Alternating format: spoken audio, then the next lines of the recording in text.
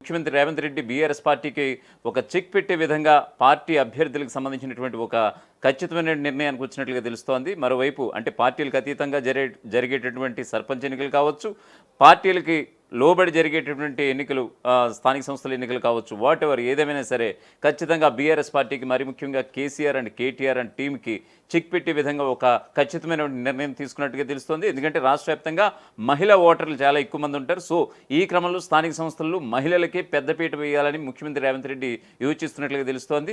వాస్తవంగా గడిచిన కొన్నాళ్ళుగా మనం చూసుకుంటే కనుక ఆల్రెడీ రేవంత్ రెడ్డి ఎప్పుడైతే అధికారం చేపట్టారో మహాలక్ష్మి పథకం పేరిట గ్యాస్ సబ్సిడీ విషయంలో కావచ్చు, ఫ్రీ బస్సు విషయంలో కావచ్చు, ఇందిరమ్మ ఇళ్ల విషయంలో కావచ్చు, డబుల్ బెడ్రూమ్ ఇళ్ల విషయాల్లో కావచ్చు, ఇళ్ల పట్టాల పంపిణీ కావచ్చు, వాట్ ఎవర్ ఇది ఏం జరిగినా కూడా మహిళల పేరిటే ఒక పెద్దపీట వేస్తున్నట్లుగా మనకి చాలా స్పష్టంగా అర్థమవుతుంది.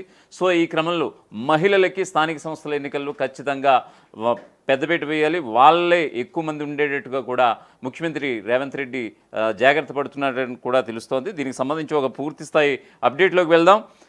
ఖచ్చితంగా మహిళలకు ఆర్థిక స్వావలంబన కల్పించేందుకు ప్రజాప్రభుత్వం అన్ని విధాల ప్రయత్నాలు చేస్తోంది. ప్రతి పథకం మహిళల పేరు మీద ఇచ్చేందుకు రూపకల్పన చేస్తోంది. ఇప్పటికే పలు పథకాలను కూడా ప్రవేశపెట్టింది. మరొక వైపు మహిళలను కోటీశ్వరులు కూడా చేస్తామని ప్రకటించిన విధంగానే ప్రణాళికల ప్రకారం ముందుకెళ్తోంది. త్వరలోనే రాబోయే స్థానిక సంస్థల ఎన్నికల్లో మెజార్టీ సీట్లు మహిళలకు దక్కబోతున్నాయి. ఒకవైపు మహిళా రిజర్వేషన్, మరోవైపు బీసీలకు 42% రిజర్వేషన్లతో సగానికి పైగా సీట్లు రాబోతున్నాయి. దీంతో వారి ఓట్లపై పార్టీలన్నీ కూడా ఫోకస్ పెడుతున్నాయి. రాష్ట్రంలో కాంగ్రెస్ ప్రభుత్వం అధికారంలోకి వచ్చిన నాటి నుంచి మహిళల సంక్షేమంపై దృష్టి సారించింది. వారిని ఆర్థికంగా బలోపేతానికి చర్యలు చేపడుతోంది. అందులో భాగంగానే 1 కోటి మంది మహిళలను కోటీశ్వరులను చేస్తామని ప్రకటించి అందుకు అనుగుణంగా పక్కా ప్రణాళికలతో ముందుకు కూడా సాగుతోంది. మహిళలను పారిశ్రామిక రంగంలో ప్రోత్సహించేందుకు అడుగులు కూడా వేస్తోంది. 17 రకాల వ్యాపారాలను గుర్తించి మహిళలను పారిశ్రామికవేత్తలుగా తీర్చిదిద్దేందుకు ప్రయత్నాలు కూడా ప్రారంభించింది. టీజీఐఐసి ఏర్పాటు చేసే పారిశ్రామిక వాడల్లోనూ మహిళలకు ప్లాట్లు కేటాయించేలా కూడా చర్యలు తీసుకుంటోంది. అదేవిధంగా సోలార్ విద్యుత్ ప్లాంట్స్, అలాగే పెట్రోల్ బంకులు, రిటైల్ ఫిష్ వెహికల్స్, అలాగే సెర్ప్ ద్వారా 21,466 కోట్లు వడ్డీ లేని రుణాలు, శ్రీనిధితో 2,022 కోట్ల లోన్లు, అలాగే 150 ఆర్టీసీల్లో అద్దె బస్సులు, ఇందిరాశక్తి భవనాలు, యూనిఫామ్ కుట్టు ఛార్జీల పెంపు, అలాగే మహిళా శక్తి క్యాంటీన్లు, ఉచిత బస్సు, మహిళా శక్తి బజార్లు, మహిళా సంఘాల సభ్యులకు 10 లక్షల వరకు కూడా బీమా సౌకర్యం కూడా రేవంత్ సర్కార్ కల్పిస్తున్నటువంటి విషయం అందరికీ తెలిసిందే. మొత్తంగా తెలంగాణలో 3,25,27,925 మంది ఓటర్లు ఉండగా అందులో 1,66,41,489 మంది పురుషులు, అలాగే 1,68,67,738 మంది మహిళలు కూడా ఉన్నారు. రాష్ట్రంలో అత్యధికంగా మహిళా ఓటర్లు ఉండడంతో వారికి త్వరలో జరిగే స్థానిక సంస్థల ఎన్నికల్లో మెజార్టీ స్థానాలు దక్కే అవకాశం ఉంది. ఇప్పటికే మహిళలకు 33% రిజర్వేషన్లు కూడా కల్పిస్తున్నారు. అయితే మహిళా రిజర్వేషన్లకు ఆమోదం కనుక పొందితే చట్టబద్ధంగా వారికి కూడా వాటా దక్కబోతోంది. అంతేకాకుండా రాష్ట్రంలో బీసీలకు 42% రిజర్వేషన్ల కోసం ఫైట్ కొనసాగుతోంది. ఇది కూడా కార్యరూపం దాల్చితే మహిళలకు స్థానిక సంస్థల ఎన్నికల్లో 50% వరకు సీట్లు దక్కే అవకాశం లేకపోలేదు. దీంతో ముందస్తుగానే మహిళా ఓటర్లపై పార్టీలన్నీ కూడా ఫోకస్ పెడుతున్నాయి. ఇప్పటికే సీఎం రేవంత్ రెడ్డి మహిళల సంక్షేమానికి పలు పథకాలకు శ్రీకారం చుట్టారు.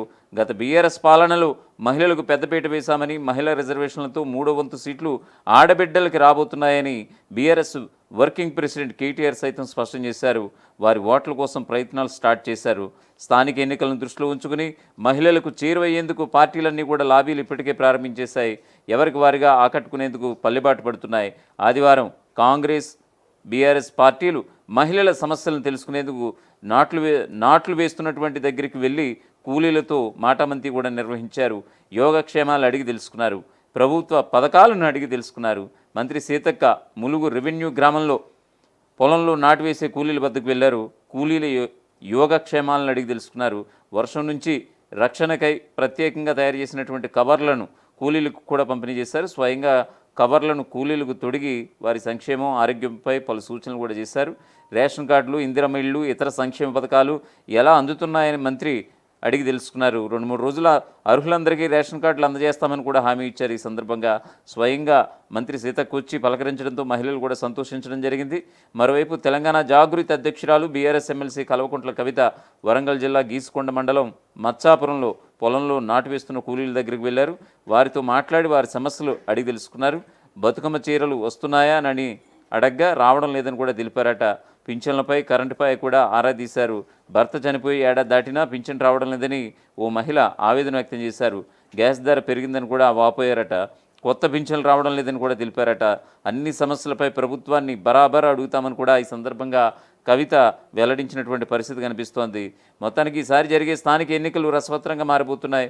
గత బీఆర్ఎస్ ప్రభుత్వం 10 ఏళ్లలో మహిళా సంక్షేమానికి చేసినటువంటి పథకాలను వివరించాలని భావిస్తుండగా ప్రస్తుత కాంగ్రెస్ ప్రభుత్వం అధికారంలోకి వచ్చినటువంటి 19 నెలల్లో మహిళల కోసం ప్రవేశపెట్టిన పథకాలను వివరించేందుకు కూడా సిద్ధమైంది.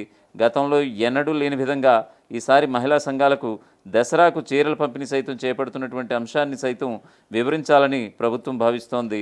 అయితే ఏ పార్టీకి మహిళలు అండగా నిలబడతారు అనేది స్థానిక ఎన్నికల్లో స్పష్టం కాబోతోంది. అసలైన తొలి వెలుగు. ఫాలో వాట్సాప్ @తొలి వెలుగు official.